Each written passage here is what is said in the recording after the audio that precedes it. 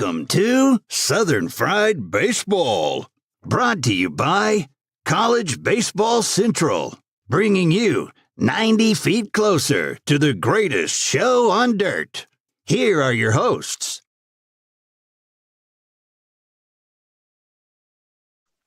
Welcome in, college baseball fans. Week 1 of SEC play is behind us. We have some secondary records in all of our stuff.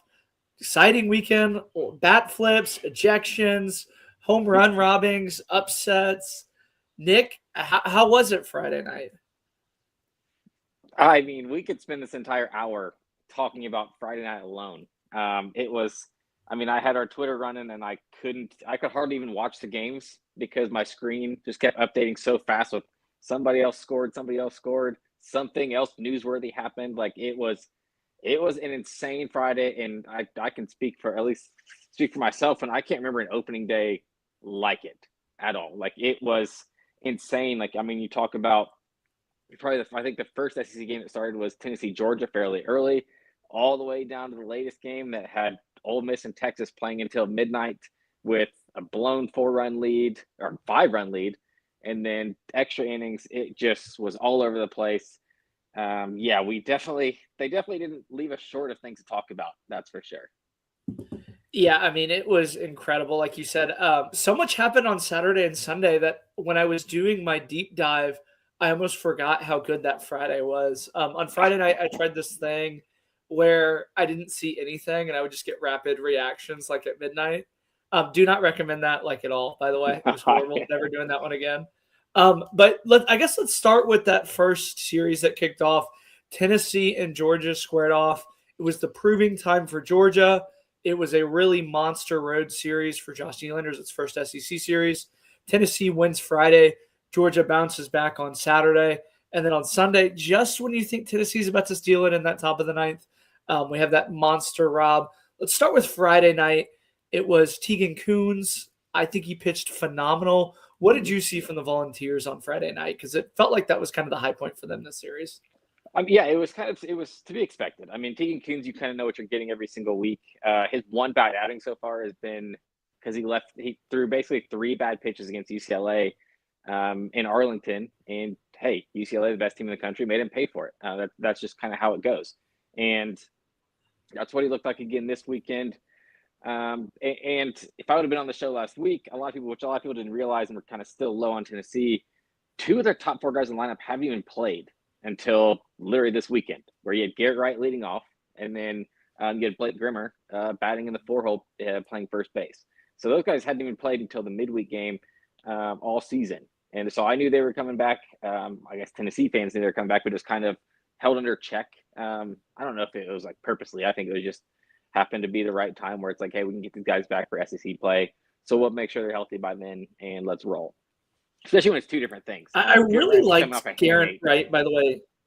Yeah. I was going to say, I really liked Garrett Wright moving into the leadoff spot and moving Henry Ford back into a power spot. I think that gives them really, really good depth. They got a really great outing from Evan Blanco on Sunday before the bullpen kind of faltered late. I remember you weren't here for the show Wednesday, but I said that Tennessee needs to do a lot of things to make these decisions easy for Nylander. And on Sunday, I felt like they really didn't do that. Like they made him go to the bullpen really, really quick because Evan Blanco was cruising, and then suddenly he wasn't, and they were really searching for outs on Sunday. In Nylander's first SEC series, what did you think from his coaching decisions? Because I thought, except for that Sunday stuff, he was really kind of phenomenal all weekend. Yeah, I mean, there was no second guessing that at least looking back on it now, there's nothing that I would have done differently that I can think of. I mean, especially Sunday, it doesn't matter if you're in SEC, Big 12, anything. When it comes Sunday, kind of late, you're searching at that time. I mean, you look at what they did the previous 2 days. You go all in to basically win those. Like Brandon Arvidsson throwing 4.1 innings on Friday, so you know he's done for the weekend, so you can't bring him in. It's just one of those where it's like you play to win the game other days, and it didn't work out. So then, yeah, you're kind of piecing things together. There's nothing I would have changed. It just happened to not go their way. I mean, a couple of big swings by Georgia. I still thought which is crazy to think, it still seems like Tennessee was the better team this weekend. And I have Georgia, I think, ranked 6th in the country. But it seemed like, especially being on the road, if this is a neutral site, Tennessee probably wins. So yeah, there's nothing that Elander did that made me second guess if he's the right guy for the job.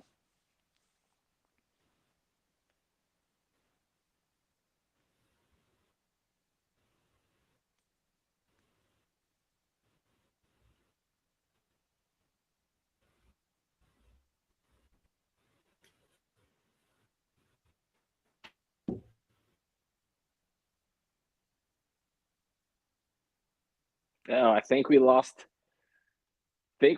Jake. Let me see if we can get him back real quick.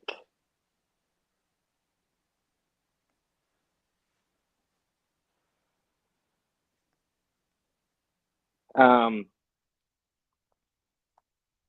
yeah, I guess just to carry on, I guess from the Georgia standpoint, just because we hadn't touched on Georgia, Joey Volchko, good, not great, and that was kind of one thing that we were all interested in seeing, like what was he going to look like in his first outing, especially with SEC play starting.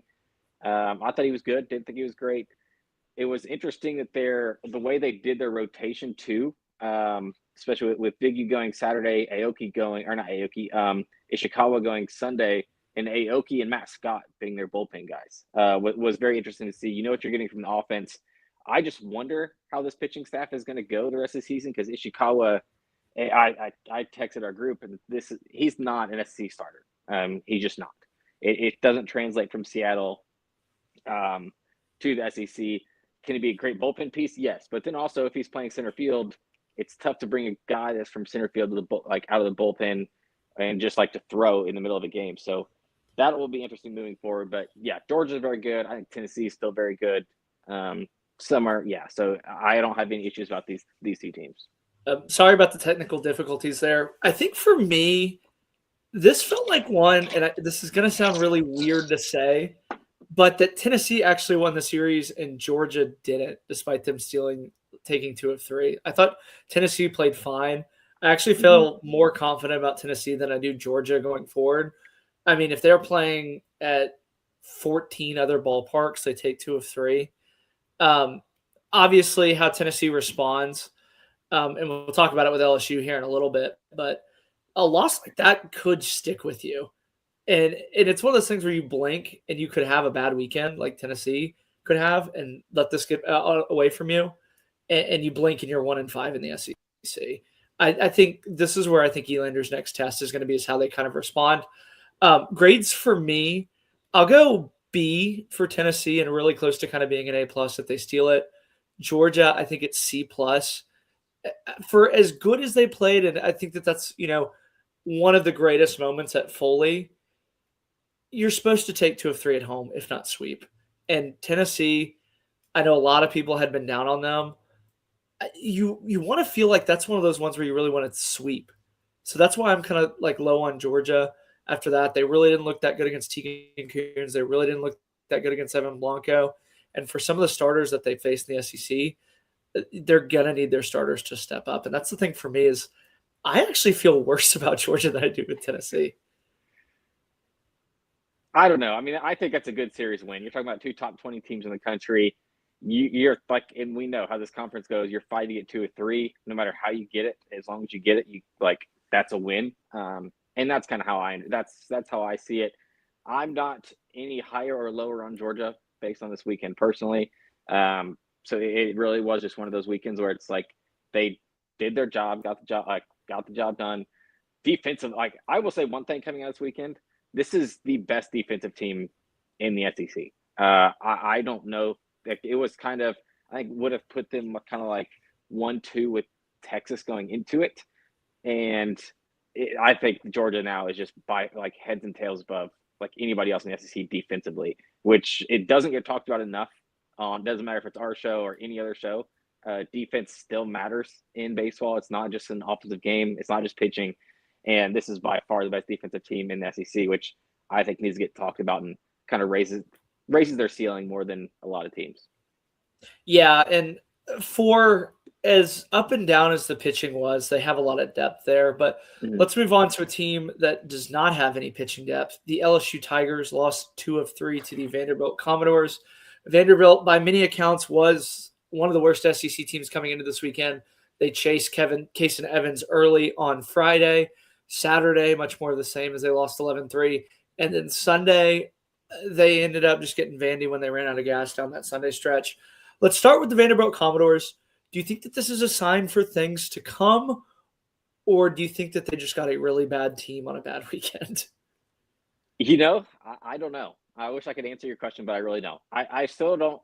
Even though Vandy scored a lot of runs this weekend, I don't think it was their offense's doing as much as it was Vandy's pitching staff's doing, especially Friday. Obviously, we can almost take Friday out of it because I don't know what it was, 11 walks, 4 hit by pitches. It was just insane numbers. But I still don't believe in this offense very much.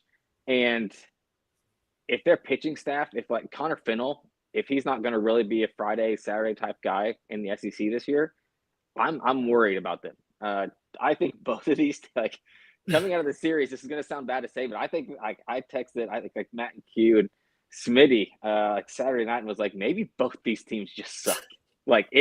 It was so bad, and it wasn't even they were close games, and they weren't enjoyable to watch, if you know what I mean. It was just It was bad baseball from both standpoints. From the Vandy side, yeah, I don't believe in the offense still. I want to see it again. Let's see it for 2 more weeks and see if they can actually put up runs without being just hand fed. They're just so homer heavy. I feel like every highlight they post is homers, which again, we'll have to look at their road schedule, but not every park is going to play like Hawkins. And that's the thing that I think really worries me. That, and if Fennell's not going to be a Friday night guy, they already don't have the Sunday bullpen to give away, 18 outs on a Friday night if Fennell goes shorts. I mean, that's what really happened on Friday is they just kind of ran out of pitching. For me at LSU, the hitting was a little bit better on Friday and Sunday, but Saturday it felt like they kind of reverted back to their old ways. They're going to have to figure out a lot of things. I know on Wednesday I made the bold assessment that, Nate Yeske's taken a team with 5 or 6 pitchers to Omaha. They might not even have that. I mean, they Cooper Moore's now had some kind of up and down starts. He feels very, very boom bust. William Schmidt was pretty great, but even then I felt like he got chased a little bit too early for a Sunday guy for as good as he's been. And that's the thing is none of these guys have really stepped up to try and take Friday night from Kaysen Evans. And he is not looking like a Friday night guy in any shape or form right now. No, I think the announcers did a great job where they basically compared it to Arkansas last year and basically said, we don't know what we're going to do starting wise. We're going to have to piece this together and maybe some things work out towards the end of the year. Maybe some of these guys have to move to the bullpen. William Schmidt's been their best arm ever since, I think, was it week 1, I believe, where he struggled the most. I think it was against Milwaukee, where he kind of had a rough outing, but ever since then he's been very good. Kaysen Evans, I don't, it's tough. Well, he's not a Friday night guy, but I don't think they have one, which is crazy to say for LSU. So you talk about they can get any recruit, they can get all this NIL, they can bring in basically any transfer they want. For them not to have a real Friday night guy, Cooper Moore getting him from Kansas it wasn't even a huge deal when it happened. And that kind of tells you all you need. And then he ends up being a Saturday guy for him. I don't think that was the plan when you get him out of the portal. It's not like you get him from Kansas, who was Kansas. He wasn't even Kansas's ace. And then you bring him in. I don't think when you brought him in, you're thinking, oh my God, this needs to be our Friday or Saturday guy. This needs to be our best arm. Otherwise, you're in a bad spot. And that's what it feels like right now. I mean, let me ask you this, because I texted a buddy about this. Where would you have right now LSU in your SEC power rankings? Obviously, South Carolina, Missouri being 15, 16. I don't know. I'm not sure I would put that's the thing is it's not like LSU's played this gauntlet. Everybody likes to say that Missouri's Northeastern, and it's not like they get these fluke bad losses where it's okay, they gave up a home run. Kaysen Evans, for as bad as he's been, I think he's only given up it was 1 home run going in, and I'll have to check how many he gave up, but it's not like they're just giving up the fluke long ball. They're getting singled to death. This is kind of crazy. I might put them 16th.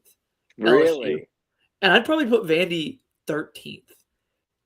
And it's not because Missouri and South Carolina are that much better than Vandy or that much worse than Vandy. Like, I mean, bad teams find a way to lose, and portal teams, when things go bad, crumble. Mm-hmm. And I think we're seeing a lot of guys that just aren't bought in on Jay Johnson. The lineup, I know Stanfield returned, and I know they scored double-digit runs in both games, but I think a lot of those, like second base, is still kind of a revolving door. The defense from Trent Caraway at third base, I think, has got to get better. They're still trying to find a DH. I know Cerno played the DH Sunday. I mean, it's SEC play. Like, you should have your lineup kind of set, or if it's not set, it should be like a problem with Mississippi State and Oklahoma, where it's because everybody's hitting so good. Mm-hmm. Like, that is not the reason that LSU has an open second base competition, is because everybody's hitting so good.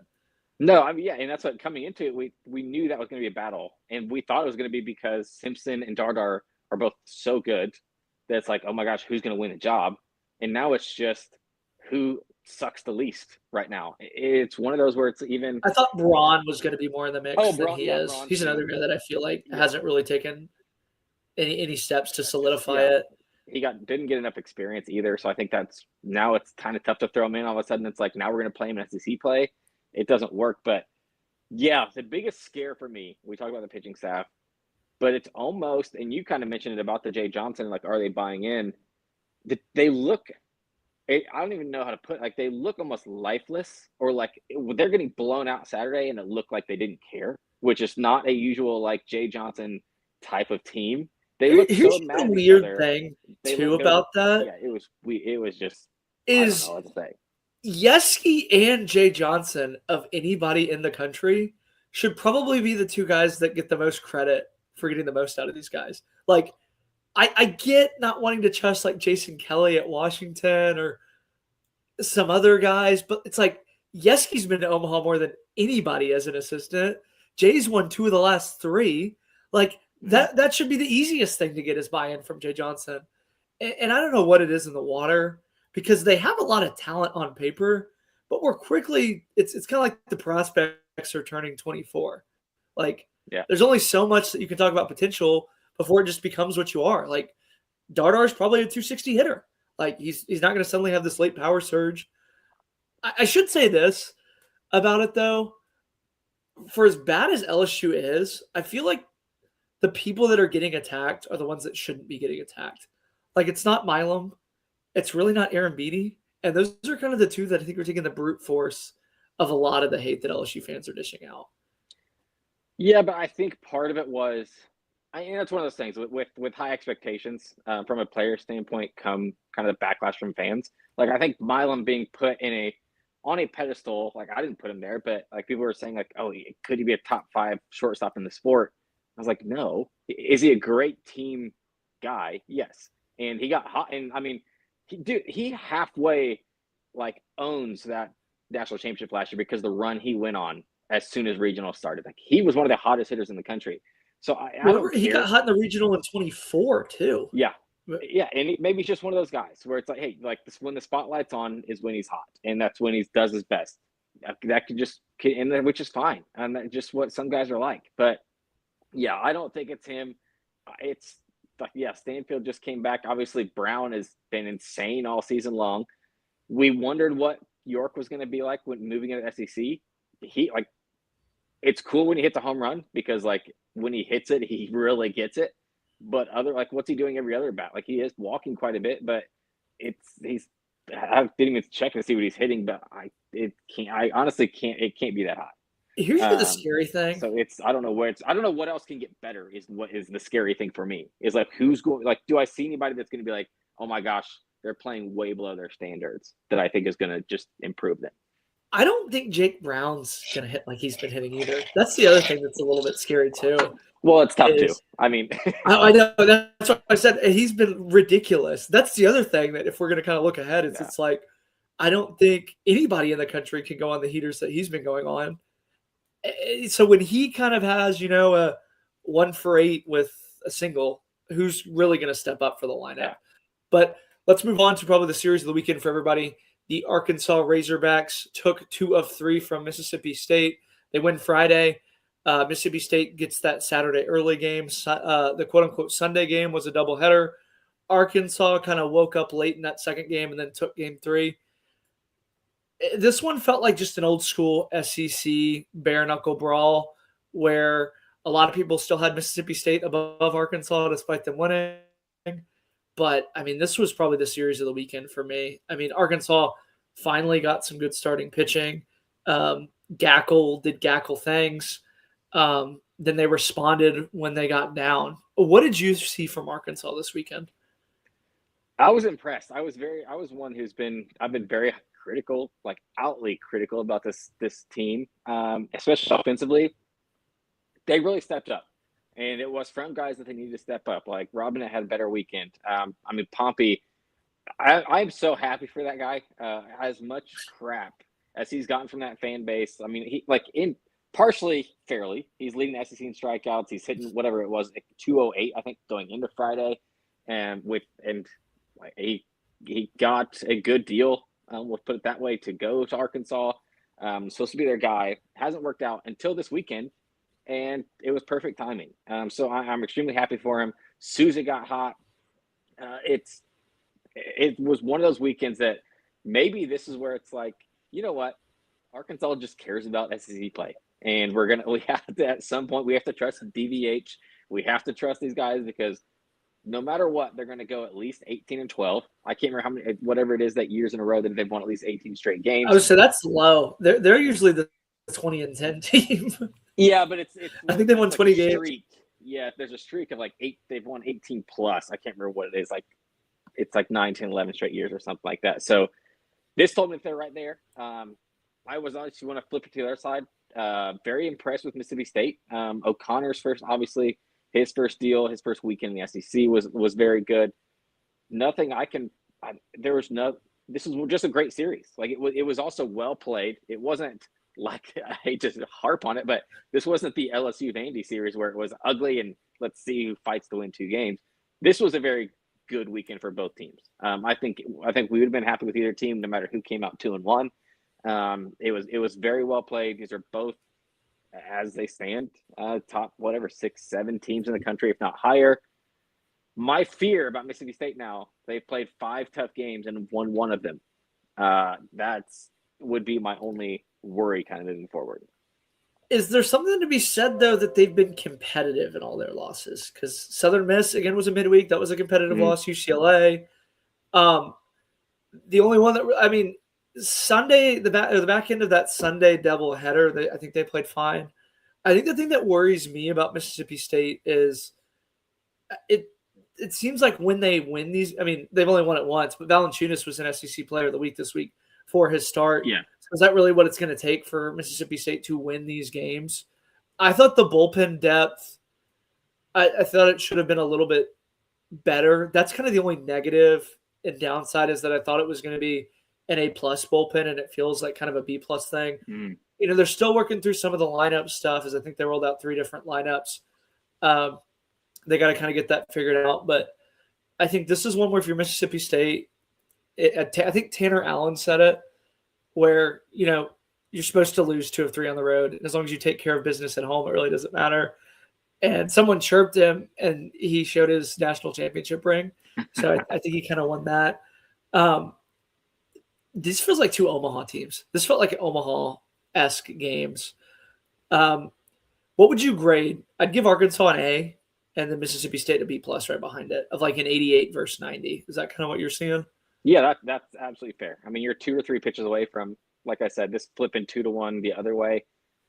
I guess a worry I have is the game they won is because Ace Reese went nuts. And it could be where, but also we knew he has that potential, and that's why you have him, where it's like he can win your game by himself, which it kind of did. He had 5, I think he had 5 of the RBIs on that. Yeah, he had the backside homer, and then he had the pull side double. Right wall. Yeah, the right center wall into the wind that was smoked. Which it's. Yeah, and what Valanciunas is going to be good. I've been very surprised with their pitching staff. That was the biggest question going into the year. I will say, like you said, the depth doesn't seem to be there out of the bullpen. but the quality guys they bring in the spots that they want to bring them in have been very good so far. But like the initial go-tos. You feel really good about McPherson on Friday and then Valencius. Okay, before people come at us in the comments, they pronounce them different ways. Yeah. I've read both media guides from their previous institutions. Correct. So you can't go wrong. Yeah, they do it on purpose. It's one of them goes by Valencius, one of them goes by Valencius, like on purpose. So yeah, but it's not like if Casey Evans goes 7 innings, you're gonna go, oh wow, Casey. Like if McPherson or Valenciunas goes 7, you're gonna go, yeah, that's about what they do. 7 innings, 2 runs, and I think Mississippi State's gonna take that. Obviously, when they get chased early. And when their bullpen kind of gets a little bit messed up, I think that's where you can kind of run into some funny business. But again, I mean, these are very nitpicky problems, I think, for both teams. But let's kind of breeze through these next two. Auburn sweeps Missouri. They got 3 fantastic starts. Missouri got really, really good Friday and Saturdays. The back end of that double header is where things kind of fell apart as Auburn won 9-2. Did you come away impressed with Missouri? Or is it cause for concern that the team that only won 3 SEC games last year was in 2 of the 3 games against Auburn? Which one do you kind of see? I've been impressed with Missouri. I think we've kind of said this ad nauseum. They are much better than they were last year, and they know their game. I'm surprised their pitching was so. It was almost dominant this weekend against a very good Auburn lineup. I mean, you take if Bub Terrell doesn't hit a clutch 2-run home run in the 8th inning and knock the lights out on Saturday, then who knows what, or on Friday, who knows what ends up happening in that game. And I will give Auburn credit for this. Good teams find ways to win. You said that, I think, about 20 minutes ago. And that's what they did. It is so tough for every single team, no matter who it is. We may go up to Columbia, Missouri, the furthest north team, especially in March. That is not an it was easy actually place warm. to go to. So I know. It was 70s. I actually looked at the weather for it, by the way, because I was thinking the same thing. I'm not even talking about temperature, though. You're going up there and you're used to playing in front of these big crowds, all of this stuff. And you go up there to Columbia, there may be 1,000 people there, like maybe on a good day. It's easy to sleepwalk and it's easy to kind of get stuck. And it's easy to mentally think, okay, this is Missouri. We're going to come here. All you have to do is show up. We're going to win all 3. It didn't go like that. They had to fight, and good for them because they found ways to win all 3 games. You talk about the 2-0 win with the Bub Terrell. Talk about extra inning win in that game 1, and then obviously ran away with it Sunday once Missouri kind of the depth. That's where the depth shows up. But yeah, so I would say I'm impressed on both ends. I still think Auburn is a top 5 team in the SEC, and I think Missouri is a lot better than they were last year, and they're going to give teams some fits. Yeah, I could see them getting 7 or 8 wins in the SEC. I think, and I want to clarify that I have Auburn second in the nation, so I'm very high on Auburn. But it does kind of worry me that week 1 against Youngstown State, who now we know is one of the worst teams in the country, they kind of had offenses like this. But I talked about it with Florida on Friday on one of my tweets. At the end of the day, when we go to pick our 8 hosts, we're not going to be like, well, Auburn only won by 2 against Missouri. Like, we're really just going to be looking at the numbers. And I think that's the thing for me. Missouri feels like, I think, an average team, whereas last year they were terrible. I think that they could give a team on a bad weekend a ton of fits. I think that they could beat South Carolina, Vandy, LSU, and it really wouldn't be that surprising. Probably, I think the most irrelevant series in the best way, Kentucky sweeps Alabama. I know Tyler Bell didn't play. I know that they had some kind of web gym worthy plays, but I don't think anybody talked about this one nationally. They went 7-4 Friday. Cleaver pitches a gym on Saturday before the bullpen kind of gives it up, and then Sunday you have it backwards. It was Cleaver didn't make it close game. Yeah, Cleaver didn't make it out of the first inning on Saturday. So I'm thinking of the guy that pitched Sunday then. Yeah, sorry about that. Yeah. Harris. Yeah. But is Kentucky – I'll say this. I am not high on Alabama at all. I thought I was, and then I went and looked at some of the stats. They are the 16th average team in the SEC and the 14th most runs allowed in the SEC. So they kind of just win. They don't really do anything that good. LeBron, I think, is kind of fading a little bit. It feels like with the bullpen that it's just kind of like you can wait it out and they'll be fine. Do you find yourself walking away knowing more about Kentucky or knowing more about Alabama? I would say knowing more about Kentucky. And I say it just from this standpoint. They like all 3 games they won them completely different ways. They needed power in some. They played small ball on Saturday. Like I think it was like back-to-back squeezes to score 2, like to tie, or that was on Friday. I think to tie, or it was either Friday or Saturday, where they to tie it up and then to take the lead. We're both on squeeze bunts, which is like that's exactly what Minjian wants. And you said it to begin this, where it's like this feels like a quiet series in the SEC. Mingione could care less, and that seems like something he would like it that way and keep it that way. So I'm very high on this. I'm higher on this Kentucky team after this weekend. I thought they would take 2 out of 3. I didn't think they would sweep. I'm surprised. From an Alabama standpoint, yeah, Tyler Fay and Zane Adams have to be better for them on Fridays and Saturdays, just because of the lack of depth they have behind them, whether it's the bullpen or anything. Miles Upchurch as a freshman, when he's your Sunday guy, he's fine, but he's still a freshman.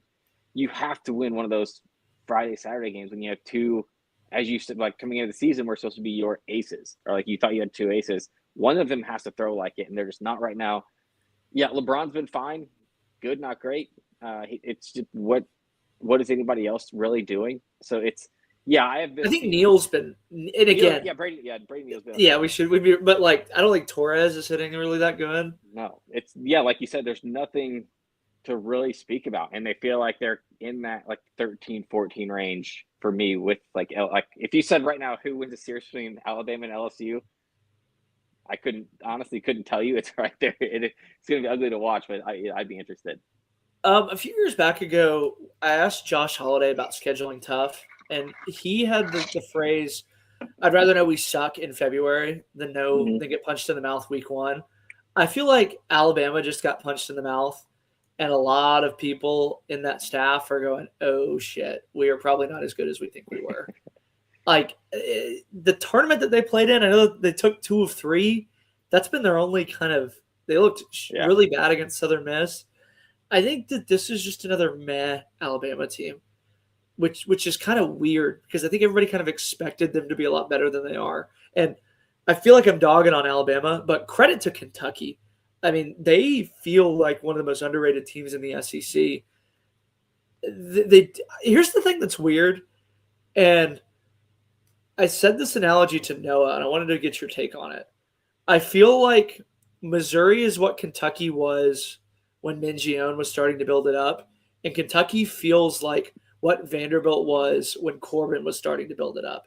Like it's dominant starting pitching, it's playing fundamental baseball, it's having a few guys that can bang the ball around the yard, but really just taking care of business and not messing around. And this Kentucky team does not mess around when they play.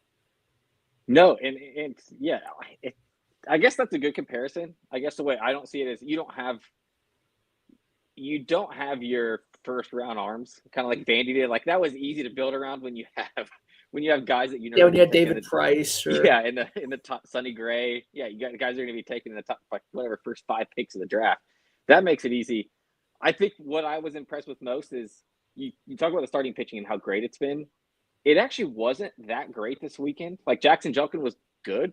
Like and then Ben Cleaver, I said it, didn't get out of the first inning on Saturday. Nate Harris was okay on Sunday. And they still found ways to win. Like they were able to piece things together. So the starting pitchers are good enough where like if this is their worst weekend or if this is as bad as they could be as a starting pitching staff and they still went 3-0, that's a good sign moving forward. And I think there's very nice things ahead for you, especially once they get I think Tyler Bell only played 1 game. So once he's back to fully healthy, this Kentucky team they're going to be dangerous. Yeah, I'm excited to see them.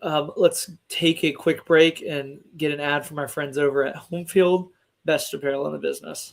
Before we get back to the action, we've got to tell you about the best gear in college sports.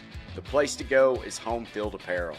Check out the Diamond Classics collection, high-quality throwback jerseys for your favorite team. From the Arkansas Razorbacks to the Vanderbilt Commodores, Homefield has you covered. Homefield's the only apparel partner of College Baseball Central. Gear up for game day by visiting homefieldapparel.com. Shout out to Homefield Apparel for sponsoring us. They have a fantastic basketball collection. I know that we're baseball guys, but it's unisport, if you will. A lot of their stuff's looking really, really great. But you mentioned that if this is how Kentucky is on a quote-unquote off weekend from their starters, they can still sweep Alabama. I think that this is another team that had a quote-unquote off weekend and still looked really dominant.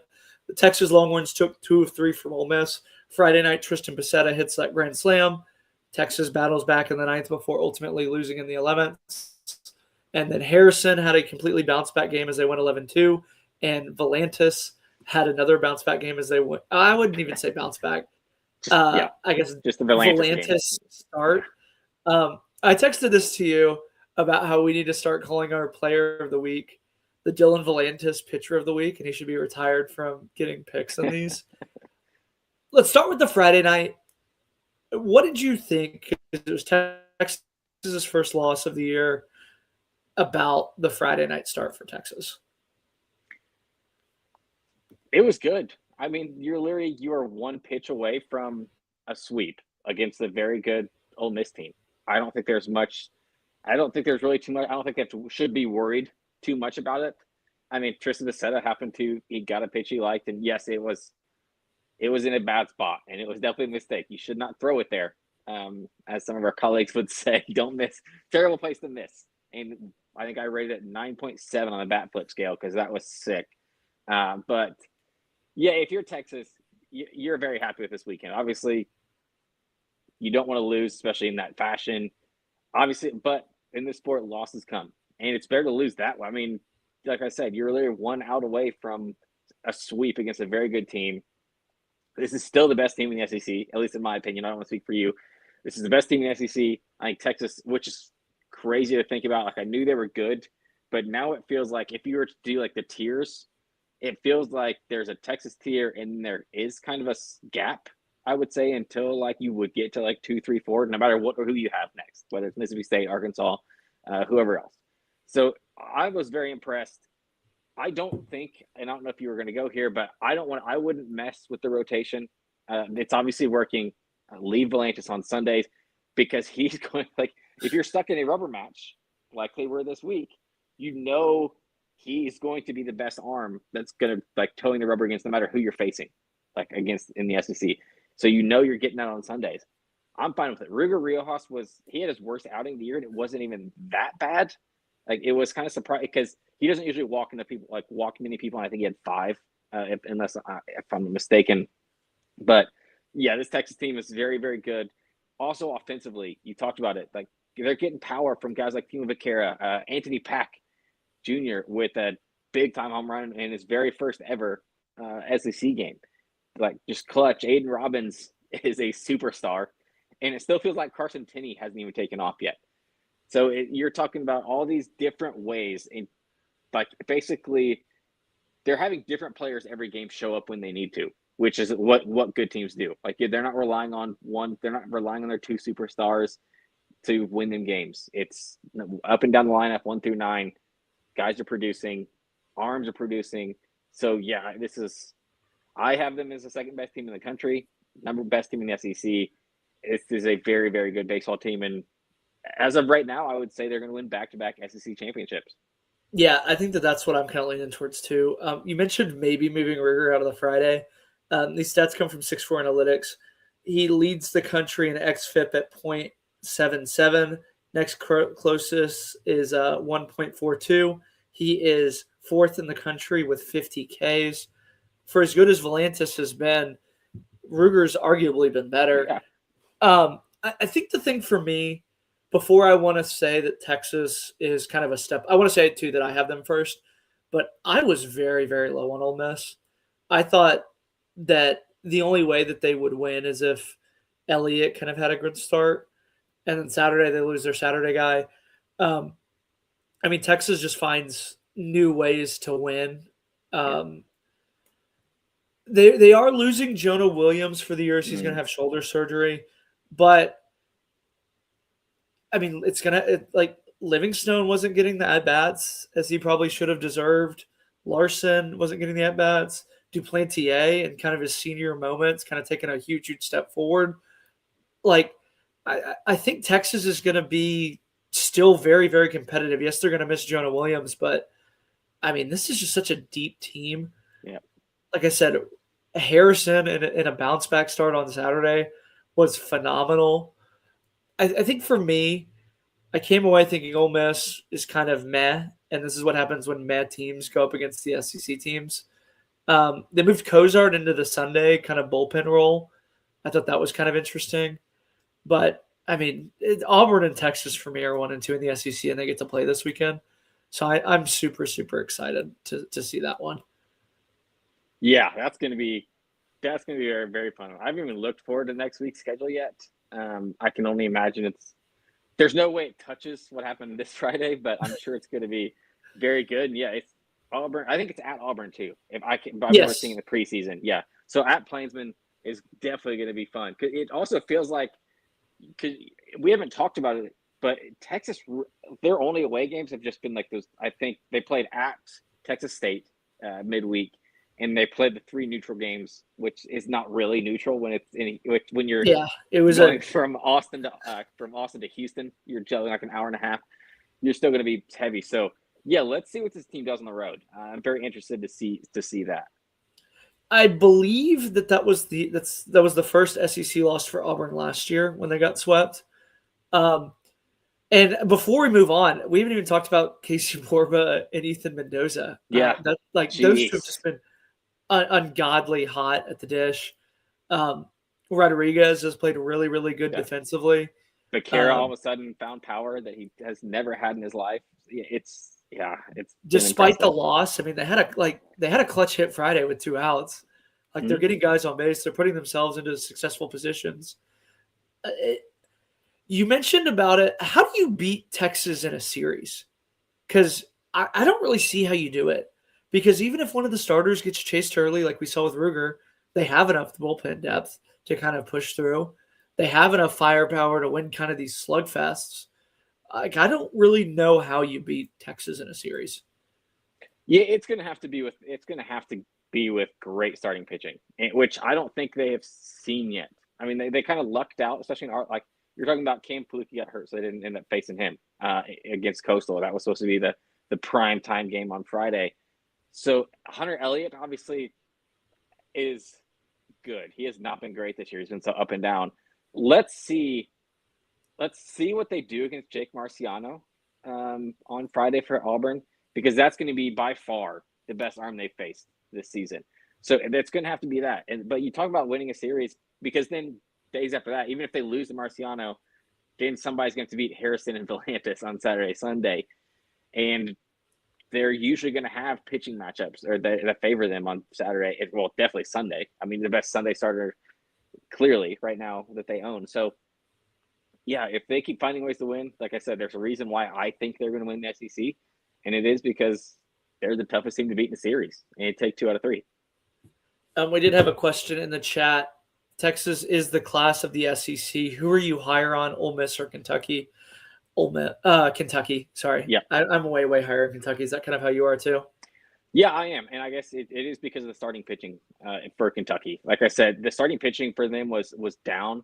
Like Jelkin wasn't great. You talk about Nate Harris wasn't great. Ben Cleaver got pulled in the first inning on Saturday. And we did have a comment too, as you kind of fact checked me. Right. Yeah, I get to fact check you. Yeah, correct. I don't know how we both got the Nate Harris. Like, he pitched phenomenal. Backwards.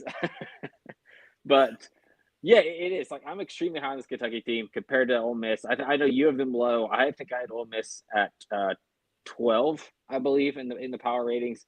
So I'm not like extremely low on them, but I have seen Ole Miss too. That might be the difference. Yeah, but their offense is offensively they're very good. I just don't, outside of Hunter Elliott, and which Hunter Elliott needs to kind of figure it out. And I'm just not extremely high on this team. No, and you mentioned the lineup, but it feels like it's Will Furnace when the game's on the line, Judd Udemark in the 4th inning for a home run, and then Becerra. Yeah. Like, that feels like the whole offense. Like, I mean, they're not getting any production from the shortstop position. Federico's, I think, taking his sophomore slumps early. I think he'll get hot later. But, I mean, it's not the deep lineup that they had last year. It's not the bullpen that they had last year. It's an old team. I think they'll, like, out mature some teams that they play. But I'm very, very low on Ole Miss. But they did beat the number 2 team and the consensus number 2 team in the nation on Friday night. So maybe we're being a little bit too harsh on them. Next up, the Florida Gators used 3 fantastic starts to dominate South Carolina. They won 1-0 Friday. Saturday, they won 3-0. And then Sunday, it was 13-3. And I don't even think it was really that close as they blew it up in the 5th. Okay, let's get the elephant out of the room. If 100% is being fired and 0% is Tony Vitello while he was at Tennessee, what is the number you would give Paul Mainieri following a sweep against Florida? Well, it depends on what we think, because the plan was for him to only be there 2 years anyways. Do I think they fire him mid-season? Probably not. Just because I think they already know, at least from never mind. I'm not going to put anything out there that I've heard. I don't know. Okay, I keep hearing the same thing. I'll say it. I hear the same things that you are hearing about how, they're not going to fire him mid-season. Like, they're not going to cause that turmoil. They have no intention of firing him. Plainsman has been a ghost town. Like, I get that burners don't run college athletics, but we're now seeing South Carolina burners convert to being Queens College fans. It's just our buddy Vern Funquist said he took the game. Like, LSU opening weekend was $200 to go see him, or $200 coming up this weekend, and he could get 4 tickets behind home plate for $50. I think he actually got robbed spending $50 on tickets at Founders. Like, it's too nice of a ballpark. They spent too much NIL money to not score a run. And so here's the question.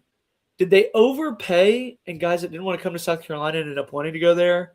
Is it the assessment of talent from Terry Rooney and Paul Mainieri? Is it the lack of coaching from Paul Mainieri and Terry Rooney? What do you think's the root of South Carolina sitting at 0-3 in SEC play? Yeah, I wouldn't say it's the lack of – I wouldn't even say, like, from a scouting and kind of recruiting standpoint, because all the names that they brought in were all guys that when we saw it all on paper, I think you and I both, and a lot of people in this industry, when we saw who they brought in, we're like, oh my gosh, like, they're actually putting together a pretty good offensive roster based on what these kids have done at their previous destinations. Now, you never know how things are going to work out. You don't know how guys are going to translate into, whether it's into the SEC, into a bigger environment, into like, hey, we're having eyeballs on us now.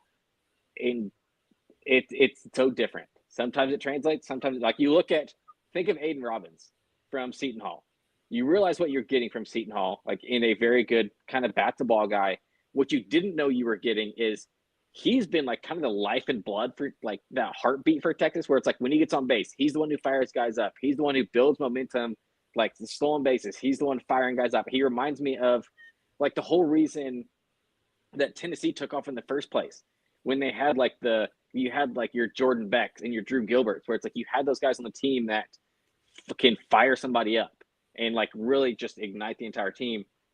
You don't know when you're getting that in the portal versus when you're not. It doesn't seem like South Carolina has. Like, it just seems like they have Valentine, but Valentine's also a pitcher. Yeah, it is. They brought in 9 guys to put into a lineup that just like 9 guys individually can be okay. It just doesn't feel like they are meshing that well. It doesn't feel like they have like a center kind of piece. And yeah, I think the season is just it's going to be a struggle. They might be worse than Mizzou. They don't do anything well. Like, I know. Actually, I'll say this: they do one thing well. Paul Mainieri covers for his team really well in press conferences. Like, that's about the only thing that they do well. Like the whole thing with Bo Hollins missing a bunt, and then that, like, it's just a weird team. Like, and not in a good way. Like, I don't know if they're cursed but the thing for me is, like, you look at Aiden Robbins, you look at Timo, you look at Mendoza, like, these are guys that put on weight. Hakopian and A&M. Again, I haven't seen South Carolina in person, so I can't attest, but it doesn't look like Valentine's put on weight. It doesn't look like Scobie's put on a ton of weight. Like, that's what I said is it's not – they're just not functioning well as a baseball program right now. All right, enough on South Carolina. How good was Liam Peterson on Friday night? Like, that was amazing. Yeah, the Florida pitching staff was great, especially him. I mean, even Aiden King, it felt like that was not a great outing for Aiden King's standards. And I say that he gave up 0 runs, but it was like I think he had guys on base almost every single inning, but he worked around it, which tells you a lot about the kid. I still think he's the best arm on their staff, even though obviously Peterson, ever since that first weekend, has been great. It really is it has turned into that 1A, 1B, like we said. Ever since Q's tweet, Peterson's been rolling. It's the power of Q. We'll give Q Millie all the credit. Yes, the bulletin board materials is still sitting there. But yeah, we have to talk about this offense. That was strange. I mean, you basically 2 days in a row. I mean, obviously Sunday was fine. Okay, like Friday though, they found a way to win. I don't care. You don't get no hit through 8 1/3 against South Carolina. I don't care. That's a loss. At least that is a mental loss, whether it's a win on the scoreboard or not. That's a mental loss. And then also what you would think is you think most Kevin O'Sullivan teams we know how fiery he is, and I'm sure he lit them up. Gators have no arms is not true. They have 2 arms. No, they have arms. Yeah. Oh, yeah. They have arms, no surprise. So he's agreeing with you. But they have very few arms because once they get kind of bullpen, I would say after like the 7th, 8th guys, but also most weekends you don't have to get that deep. It just, I'm worried about this offense. Kevin O'Sullivan usually fires guys up. When you see them come out, I thought Saturday they were just going to be like, okay, we played awful on Friday, so we need to be a lot better. And then when they only put up 3 on Saturday and just didn't look – it was another thing where it didn't look like they cared a whole lot. Like there was no firing guys up or anything. It was just I don't know. It's a weird feeling to see. I'm going to have to see more from this team, but yeah, it was, even though they went 3-0, which is kind of crazy to say after sweeping a weekend, it was a very worrisome weekend. So just starters, rank Florida, Auburn, and Texas. Well, Texas won. Texas won? I think, yeah. I would say Texas 1, Florida 2, Auburn 3. See, I'd have Auburn, Texas, Florida. You'd have Auburn first. Yes. I think so. Marciano has probably been the best out of any of the arms. But then after that, I'd probably go 4 or 5 deep before I got to another Auburn arm. Let me pull the stats. Jackson Sanders, 7 innings, 1 run, 8 Ks. Alec Petrovich, 7 1/3, 1 run, 8 Ks. First time since 2014, the weekend rotation has all gone 7 innings apiece.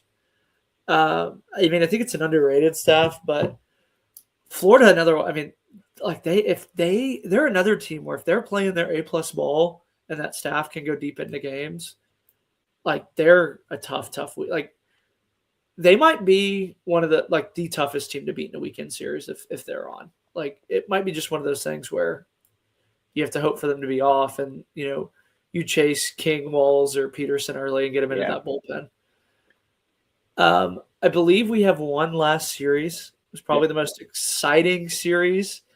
Friday night, the Oklahoma Sooners beat the Texas A&M Aggies. Jackson Willits is ejected.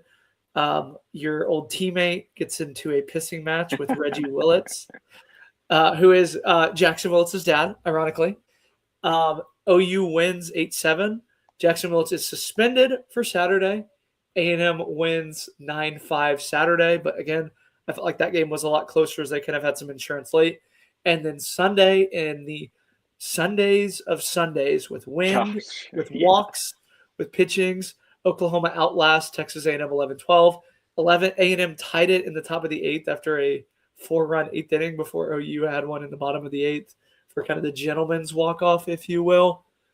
I feel really good about A&M. I feel really good about Oklahoma. Here's the part that I think is a little bit kind of worrisome. Do you think that this is the Cam Johnson, Cord Rager, and LJ Merciless that we see? Or was this A&M finally being healthy, getting Wesley Jordan and Chris Hakopian back, and it just being a grind to get through? That was the first thing I was going to go to is this going to be – because this is now where this is either 2 or 3 weeks in a row now with this Cam Johnson where it's like, oh, my gosh, the kind of old Cam Johnson is coming back. And I'm afraid it is. I thought Mercurius was fine on Saturday. I think he's still their best arm. But, yeah, I came out of this very high on both teams. I think both of these offenses – are way above both these pitching staffs so far. And I don't want to like take either team down because I still believe in these pitching staffs. Like I think Aiden Sims is better than he looked. There were some fluky, like it was, like you said, it was a Sunday of Sunday. Did you see Willett's so fluky. His hit where it was like towards the center fielder and like in kind of like that Bermuda Triangle between short, second, and center, and then it blew like all the way over to like the foul line. And had the guy like breaking his neck. Yeah, it's so. I want to give a shout out to our guy Aggie Baseball News. He had some stats on the series: 27 runs on 27 hits for Texas A&M, 22 walks allowed, 25 runners left on base in 3 games. For Boomer, 34 hits, netting 25 runs. 35 strikeouts, 17 walks, and 28 runners left on base. Like I said, I feel really good about A&M. The weird thing is when they lose this year, no one freaks out. Like it just feels like they just flush it and immediately move on. Like we saw how they responded on Saturday. Obviously, I think that this team, if you're going to really, really nitpick, I thought that they did a fantastic job chasing Cam Johnson in the first game and then kind of letting that OU bullpen off the hook. Bodine was really good, but then they bring Bodine back on Sunday, and he's not very effective at all. So it was kind of just a series where one team had to win, one team had to lose. Yeah, like you said, I still trust in both these teams. I think they're still 2 very good teams, at least offensively. If they have more weekends like this from a pitching standpoint, then we're gonna have kind of stuff to talk about. But I'm actually high enough on both these pitching staffs where it's like maybe I can write it off a bit. Like this isn't something that's happened 2, 3, 4 weeks in a row as a pitching staff as a whole. Like Cam Johnson has, but like as a pitching staff as a whole, whether it's A&M or Oklahoma, Nick, actually, I did want to fact check you on that because I pulled up his stats. Santa Clara went 5 1/3, 2 hits, 1 run, 2 walks. So this was kind of his first bad start. Granted, it was really bad. It was 7 guys in 7 outs. But again, I think it was the Gonzaga start that I was thinking of. If I'm not mistaken. 5 innings, 9 hits, 3 runs, no walks. That's kind of mad. But again, it's SEC play. And this is now the second start where Weston Moss has faced 2 quality opponents and got shelled twice. I think that's really the only cause for concern is, do you slide Weston Moss out of that Saturday role and move him into more of a flex? But with Josh Stewart out, they really need long outings. Nico Partita warmed up on Sunday to kind of come in and pitch, as he was kind of a slight 2-way guy. I didn't even see that. Yeah. It'll be a really interesting week, I think, for Texas A&M. They get Georgia coming to town.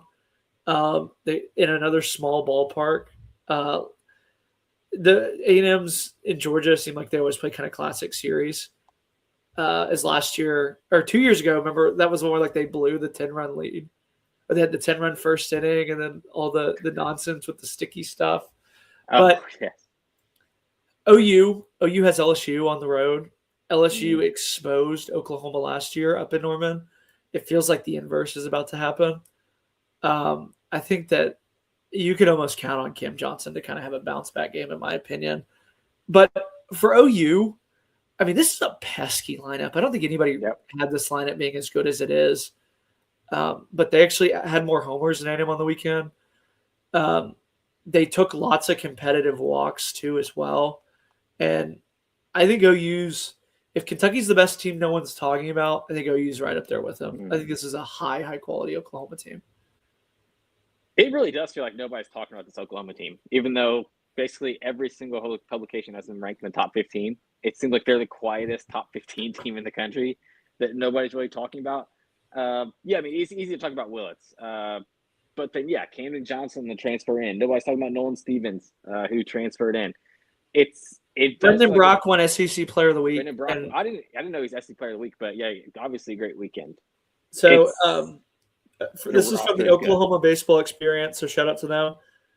7th in Baseball America, 8th in National College Baseball Writers, 8th in Perfect Game, 8th in our poll, and number 1 in their hearts. So yeah, and nobody's talking about him, and I think they're okay with it. Like, I also though, if I'm an Oklahoma fan, I'm probably upset. This is, and maybe it's because I'm still waiting on this Jay Johnson LSU thing to click.